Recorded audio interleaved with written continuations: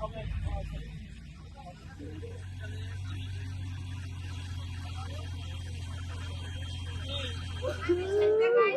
হয় আপনার?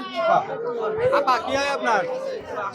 গাড়ি ছিল, গাড়িটা ছিল হচ্ছে আমাদের মোংলা স্ট্যান্ডের একটা হাই নৌবাহিনীর একটা গাড়ি মুখোমুখি সংঘর্ষ হয়েছে।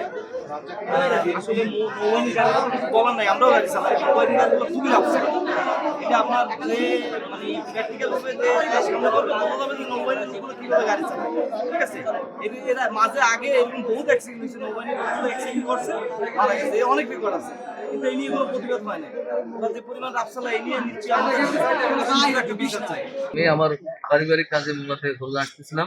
ওই মুহূর্তটা আমি দেখতেছি যে নৌবাহিনীর গাড়ির সঙ্গে মোংলা একটা হাইএক্স অ্যাক্সিডেন্ট হচ্ছে, কিন্তু যে হাইএক্স গাড়িটা ছিল এটা অত্যন্ত বিধ্বস্ত অবস্থায় ছিল। তো আমি প্রথমেই ধারণা করে নিয়েছিলাম যে ওই গাড়ির ভিতরে কোনো মানুষ জীবিত আছে কিনা, এটা আমার সন্দেহাতীত ছিল আমার জন্য। তো আমি আসার পথে আমি বারবার এটা ওখানে আমি দাঁড়াইতে পারি না, এই জন্য দাঁড়াইতে পারি না, চেষ্টা করছিলাম দাঁড়ানোর, কিন্তু নৌবাহিনীর গাড়ি ওখানে কাউকে দাঁড়াইতে দেয়নি। যেহেতু নৌবাহিনীর গাড়ির সঙ্গে অ্যাক্সিডেন্ট হয়েছে, ওরা ওই গাড়িগুলোকে মানে ওই অ্যাক্সিডেন্টকৃত গাড়িটা ওরা স্কোয়াডন করা ছিল এবং ওই সাইডে কাউকে কোনো মানে জনগণকে ওখানে ঢুকতে দেয়নি, যার জন্য আমরা দাঁড়াইতে পারিনি। কিন্তু আসার পথে আমি এইটা ফোনে ফোনে আমি বিভিন্ন লোককে জানাবার চেষ্টা করছি যে মোংলার কেউ না কেউ ওই গাড়িতে ছিল, তোমরা একটু খোঁজ নাও।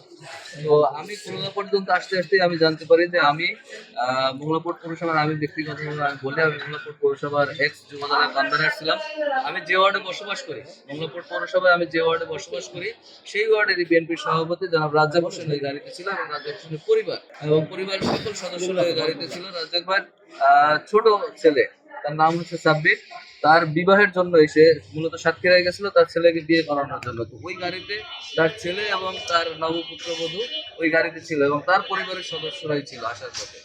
তো ওই গাড়িটা অ্যাক্সিডেন্ট করার পরে আমি এই পর্যন্ত যতটুকু আমাদের জানা আছে তাতে তাদের পরিবারেরই 12 জন সদস্য এবং ওই গাড়ির যে ড্রাইভার সেই ছেলেটা সহ টোটাল এই পর্যন্ত 13 জন মৃত্যু।